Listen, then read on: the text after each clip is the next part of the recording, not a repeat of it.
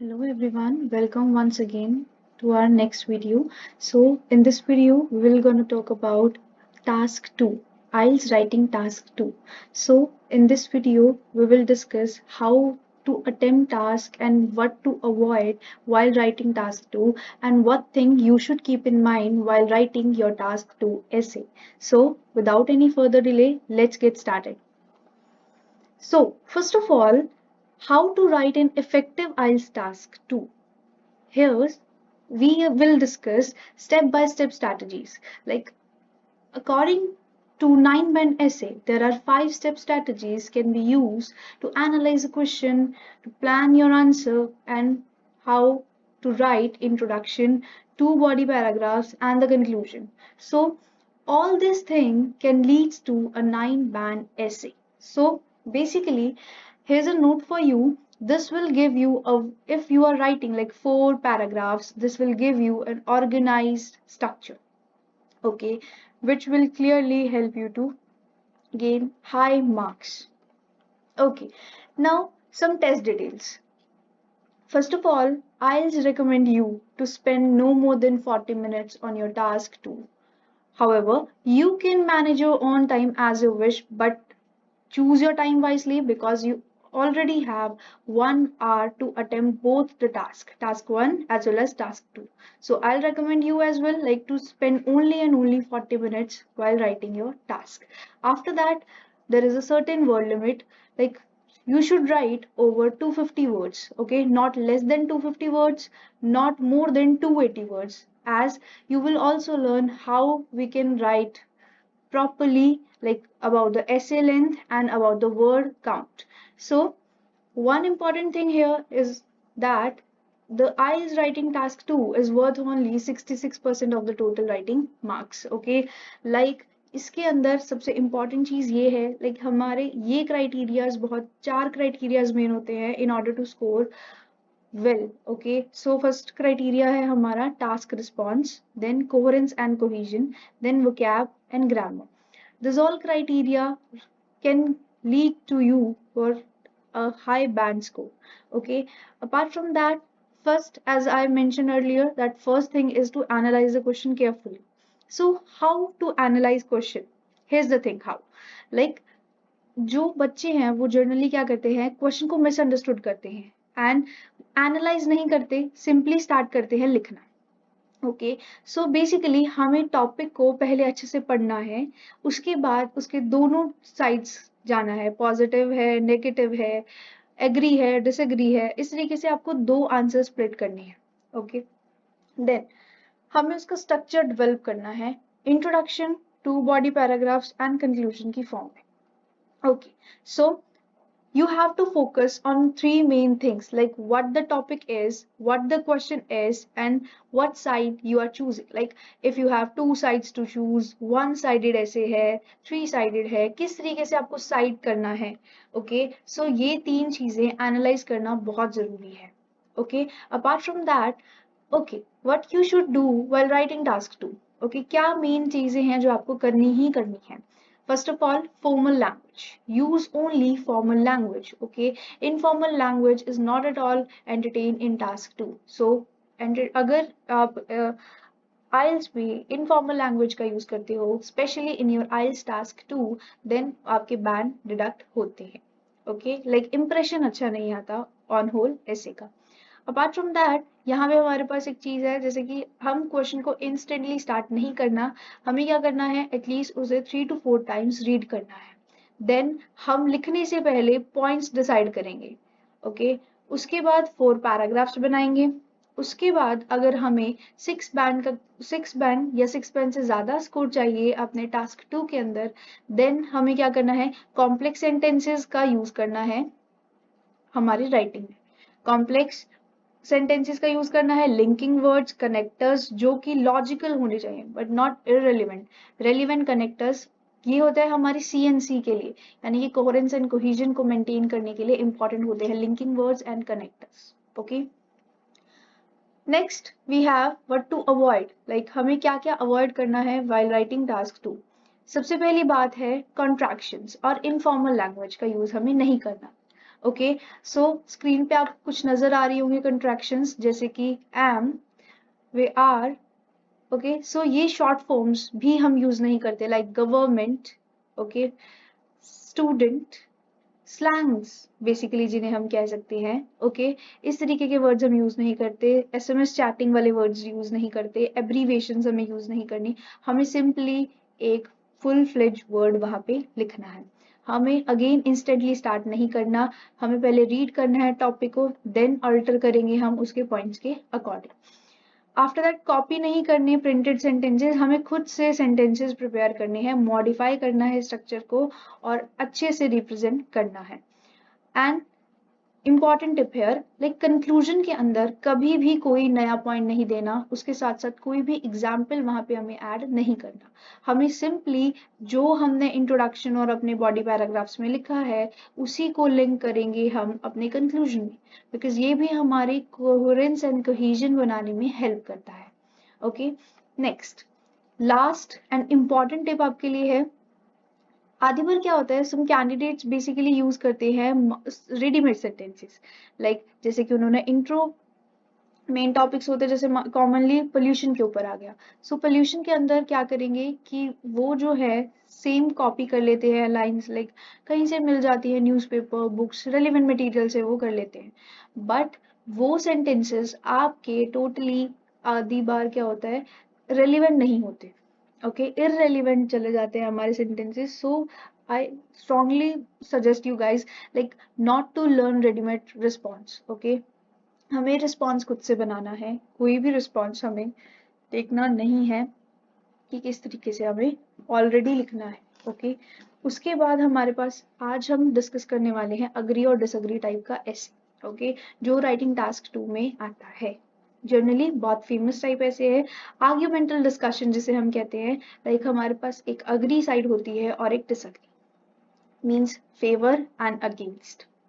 Okay, so here's the question we have, some people believe that books will no longer be the primary source of obtaining information in the near future. Do you agree or disagree with this opinion? Okay, so कुछ लोगों का मानना है कि books जो है एक primary source of information gain करने का नहीं रहेंगी फ्यूचर में। क्या आप इस बात से सहमत हो या फिर सहमत नहीं? अब सबसे इम्पॉर्टेंट चीज आती है that we have to decide a draft. Okay, like हमें पॉइंट्स अपने डिसाइड करने पड़ेंगे, वेदर आई शुड अग्री और whether should I disagree. So अगर मैं अग्री करूँ तो क्यों करूँ, why should I agree with the statement, why should I disagree with the statement? So we need to prepare plans, okay, जिसके अंदर ज्यादा पॉइंट्स बनेंगे हम उसकी तरफ जाएंगे। एज अगर मैं अग्री कर रही हूँ तो मैं क्या बोल रही हूँ कि मैं फेवर में हूँ इस चीज के कि बुक्स जो है वो प्राइमरी सोर्स ऑफ इंफॉर्मेशन नहीं रही। सो फिर कौन बन जाएगा primary source, that is the main point here. Like digitalised books हैं, जो ऑनलाइन रिसोर्सेज हैं वो इजीली एक्सेसिबल हैं, सो वो मेन सोर्स बन जाएंगी। Apart from that e books जो है ज्यादा अफोर्डेबल है देन पेपर बुक्स, तो ई बुक्स प्राइमरी सोर्स बन जाएंगी, क्योंकि समटाइम्स वो फ्री डाउनलोड्स भी हमें अवेलेबल कराता है। उसके बाद ई बुक्स जो है वो इजी टू कैरी है, दैट मीन्स पोर्टेबल है, हमें कोई भी एक्स्ट्रा स्पेस नहीं लेके जाना पड़ता। Do not, we don't have to take any extra space with us, okay, like ये इनका कोई भी एक्स्ट्रा स्पेस नहीं होता, ये कम्पैक्ट होती है। ठीक है, उसके बाद है why should I disagree with this statement। सबसे पहली बात है, जो इंडिविजुअल्स है, ठीक है, वो पेपर बुक्स को ही प्रेफर करते हैं due to their rigid mindset, and paper books are one of the traditional method to gain information. Okay, so इसीलिए वो क्या करेंगे, स्टिल प्रेफर करेंगे पेपर बुक्स को। सेकेंड ऑफ थिंग है हमारे पास लाइब्रेरीज। लाइब्रेरीज एक पॉपुलर लोकेशन है जहां पर पीपल पढ़ने जाते हैं और बुक्स रीड करने जाते हैं। ओके, सो यहाँ पे आता है कंसंट्रेशन का पॉइंट। ओके, सो हमें लाइब्रेरीज एक इन्वायरमेंट प्रोवाइड करता है जहाँ पे हमारे पास बुक्स होती है, हमें एक कंड्यूसिव एनवायरनमेंट वहाँ पे मिलता है, बट जो ई बुक्स में हमें नहीं मिलता। सो इसीलिए मेन सोर्स क्या रहेगा यहाँ पे, हमेशा हमेशा जो पेपर बुक्स है वो ही मेन सोर्स रहेंगे। ओके, सो अब हमारे ब्रेनस्टॉर्म्स हो गए आइडिया। अब आइडियाज ब्रेनस्टॉर्म करने के बाद हमें एक ओपिनियन बनाना है। ओके, लाइक मैं या तो एग्री करूं, मैं डिसएग्री करूं। कभी भी ये नहीं सोचना कि मेरी जजमेंट के हिसाब से ये तो सही है, पर्सनल ओपिनियंस यहाँ पे नहीं चलते। हमें क्या करना है, या तो अग्री करना है या डिसअग्री करना है। किस बेस के ऊपर? पॉइंट्स। अगर मेरे पास पॉइंट्स यहाँ पे बन रहे हैं तभी मैं अग्री करूंगी, अदरवाइज अगर मेरे पास डिसअग्री के पॉइंट्स बन रहे हैं तब मैं डिसअग्री करूंगी। सो यहाँ पे मैंने आपके लिए एक explain kind of sample writing prepare किया है, सो आप उसे देखिए एक बार ध्यान से। Here we have number 1 introduction. Okay, introduction part का step 1 क्या होता है? पैराफ्रेज करना टॉपिक को। कैसे पैराफ्रेज करेंगे और पैराफ्रेजिंग क्यों होती है? पैराफ्रेजिंग हम करते हैं ताकि हम अपनी एक तरह से उसी क्वेश्चन को रिपीट कर पाए जो हम बताने जा रहे हैं, पर हम वहां पे रिपीटेशन अवॉइड करने के लिए सिनोनिम्स का यूज करते हैं, जो कि हम ये भी देखते हैं कि वो ऑफ टॉपिक ना हो। सो हियर ये पैराफ्रेजिंग करके निकला है मेरा इसके अंदर। It is argued that paper books are not likely to be used primarily to collect data in the future. Okay, total paraphrasing की। So it is a great way to start the introduction with a passive clause. Okay, यानी कि हम इससे start कर सकते हैं, it से start कर सकते हैं यहाँ पे। Okay, it is argued that, it is believe that, इस तरह के क्लोजेस बहुत ज्यादा अच्छे होते हैं एक फॉर्मल राइटिंग ऐसे के लिए। नेक्स्टली हमारे पास सेकंड स्टेप है यहाँ पे एक तरह से थीसिस स्टेटमेंट प्रिपेयर करना। थीसिस स्टेटमेंट क्या होती है? यहाँ पे हमें अपने ओपिनियन देना होता है कि मेरे कौन से मैं ओपिनियन के साथ जा रही हूँ, लाइक एग्री कर रही हूँ, डिसएग्री कर रही हूँ, उसके साथ साथ मैं रीजन भी ब्रीफली बताती हूँ वहां पे कि मैं अग्री क्यों कर रही हूँ और मैं डिसएग्री क्यों कर रही हूँ। So I completely agree with the statement as the advent of technology has altered the research domain for various purposes due to its different aspects such as accessibility, affordability and portability. सो यहाँ पे जो writer है जैसे कि मैं हूँ, तो मैं यहाँ पे लिखने जा रही हूँ कि आई कंप्लीटली अग्री करके मैंने एक फ्रेज बनाया जिससे मैंने बताया है कि मैं पूरी तरीके से इन पॉइंट्स के फेवर में हूँ। क्यों फेवर में हूँ? रीजंस दिए हैं मैंने, that is accessibility, affordability and portability की वजह से। एंड इन्हीं पॉइंट्स को मैं इलाबोरेट करूंगी अपने बॉडी पैराग्राफ्स में। सो इंट्रोडक्शन पार्ट खत्म। अब मैं स्टार्ट करूंगी अपना बॉडी पैराग्राफ 1। बॉडी पैराग्राफ 1 को स्टार्ट करने के लिए सबसे पहले चाहिए टॉपिक सेंटेंस। टॉपिक सेंटेंस क्या होगा? जैसे कि अग्रीमेंट का फर्स्ट एंड फॉरमोस्ट रीजन क्या होगा वो लिखूंगी, देन मैं उसके एक सपोर्टिव स्टेटमेंट्स लिखूंगी।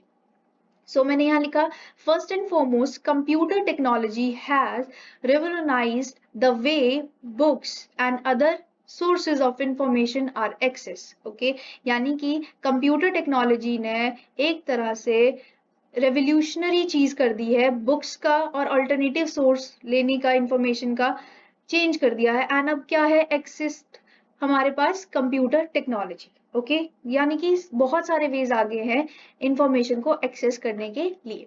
देन हमने क्या किया, यहाँ पे जो मेन आइडिया लिखा है मैंने उसको उसी के ऊपर फोकस करूंगी मैं विद एक्सप्लेनेशन। ओके, यानी कि अब मैं 2 से 4 सेंटेंसेस लिखूंगी to support and to explain my topic sentence जो मैंने वहां पे दिया है। सो उसके ही सपोर्ट में मैंने लिखा है in other words at the press of a button one can quickly enter a pool of data on the web regarding their topic of interest. These online resources are now available to everyone, everywhere through wireless technology. By typing out keyword related to the topic in an online browser, an individual will instantly provided with a long list of books and articles to choose from, enrich their studies or research which was limited in the past. Okay, so basically मैंने यहाँ पे 1, 2 and 3 lines में अपना क्या किया है, उसी main point को सपोर्ट किया है। मैंने क्या बोला है यहाँ पे कि एक बटन के हिसाब से, मतलब अगर एक बटन के क्लिक करते ही क्या मिल जाता है, इंडिविजुअल्स अपने इंटरेस्ट का डाटा ले सकते हैं जिस भी टॉपिक पे उन्हें चाहिए, यानी कि सबके लिए अवेलेबल है और कहीं पे भी अवेलेबल है, इंस्टेंटली मिल जाता है, चाहे वो बुक्स हो, आर्टिकल्स हो, पर जो कि पास्ट में उनके रिसर्च के लिए लिमिटेड था।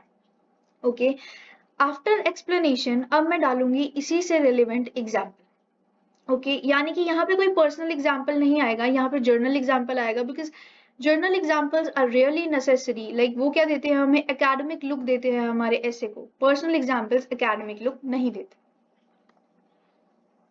So, for instance, students at different level of education could gain access to an abundant source of information promptly while researching without having to commute to a library or purchasing a new book from every research project.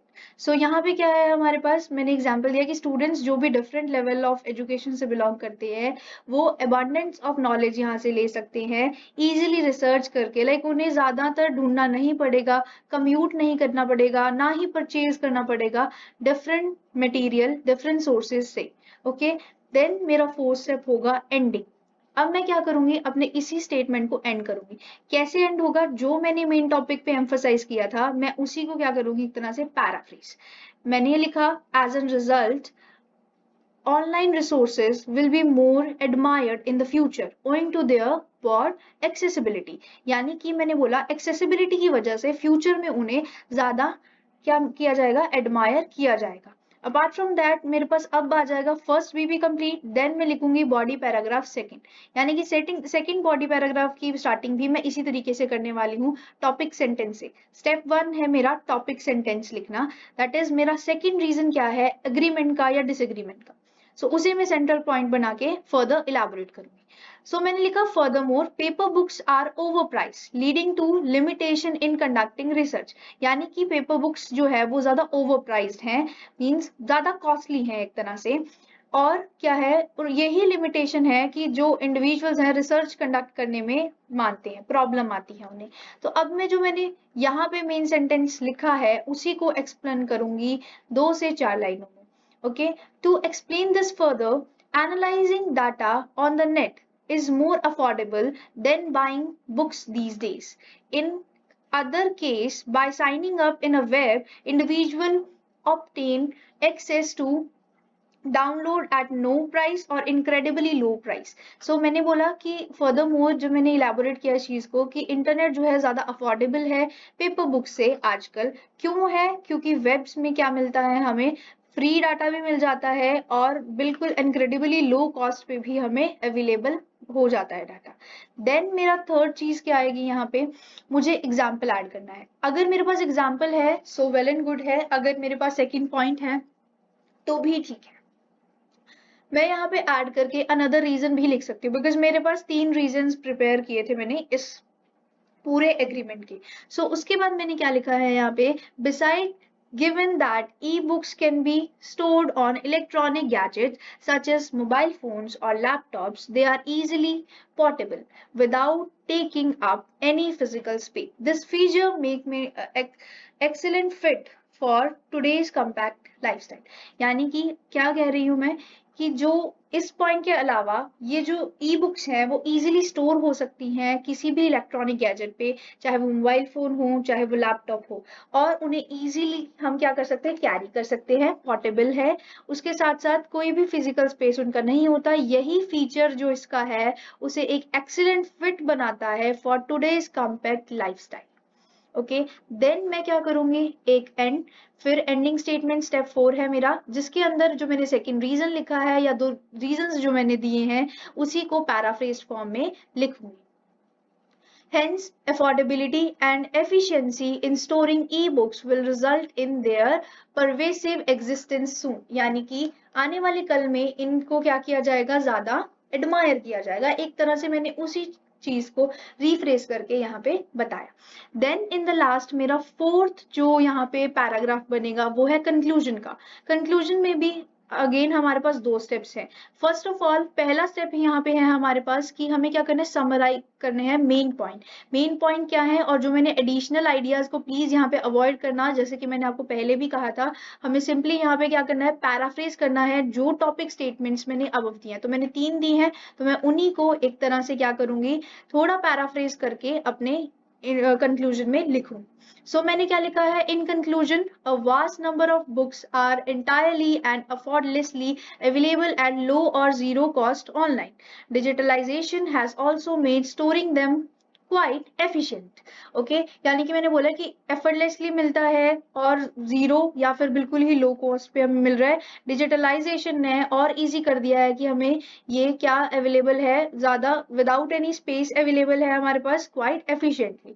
Then conclusion, in conclusion लिखना सबसे अच्छा एक तरह से phrase रहता है हमारे last sentence को एंड करने के। सो हमारा स्टेप 2 क्या होगा, मैं अपने ओपिनियन को रीस्टेट करूंगी, बट अब मैं यहाँ पे आई ओपाइन दैट नहीं लिखने वाली। सो मैंने क्या लिखा, therefore I believe that e-books will take over paper books with time. Okay, यानी कि ई बुक्स जो है क्लियर विनर है कि पेपर बुक्स प्राइमरी सोर्स को नहीं रहेंगी, अब क्या बन जाएगी, ई बुक्स मेरी प्राइमरी सोर्स बन जाएगी। यानी कि जो ये मॉडर्न हमारे पास रिसोर्सेज है अवेलेबल, ये क्लियर विनर हैं यहाँ पे ओवर पेपर बुक्स। देन ये मैंने यहाँ पे सिंपल आंसर जितना भी है इस फॉर्म में लिखा है, आप इसे रीड कर सकते हैं या फिर स्क्रीनशॉट ले सकते हैं इस चीज का। सेम चीज है बट अब ये पैराग्राफ्स की फॉर्म में आपको नजर में आ रही है स्टेप्स को कंबाइन करके।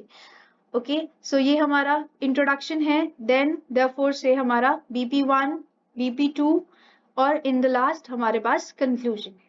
सो आई होप गाइस आपको ये वीडियो अच्छी लगी होगी, और ऐसे ही वीडियोस, इंफॉर्मेटिव वीडियोस के लिए हमारे साथ जुड़े रहिएगा इसी चैनल पे। थैंक यू सो मच, मिलते हैं नेक्स्ट वीडियो में।